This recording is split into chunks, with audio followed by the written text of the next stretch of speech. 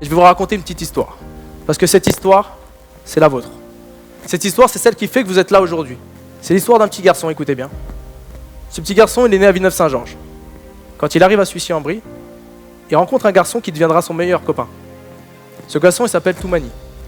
Toumani, c'est un petit ange d'1m90, 100 kg. Et avec lui, il passera ses plus belles années d'amitié. Un jour, un beau jour d'été, il décide d'aller jouer avec les grands.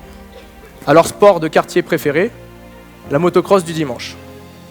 Ce jour-là, le 13 mai 2007, Toumani est décédé. Toumani est mort le 13 mai 2007, et le 13 mai 2007, Humanité est née. On a perdu un frère, un copain, mais le 13 mai 2007, on a gagné une famille. Et comme si ce jour-là, on n'avait pas encore compris, il fallait vraiment qu'on comprenne, un mois plus tard, jour pour jour, le 7 juillet 2007, on perd un autre ami à nous, Youssef, paix à son âme, qui meurt assassiné. Cette histoire, elle peut faire flipper, mais c'est la nôtre. Ce petit garçon dont je vous parlais depuis le début, il continue son bonhomme de chemin, mais 3 fois plus fort. Et le jour où, lors d'un projet tutoré à l'école, en école d'ingénieur, on lui propose de faire un projet humanitaire, pour lui c'est une évidence. Il va faire un puits au Mali.